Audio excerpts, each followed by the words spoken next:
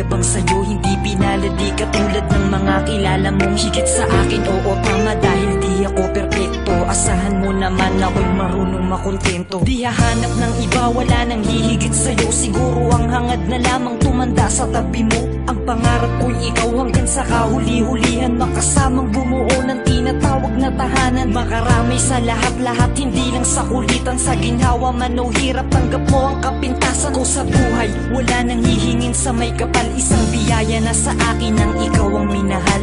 Ikaw ang minahal, ikaw ang minahal.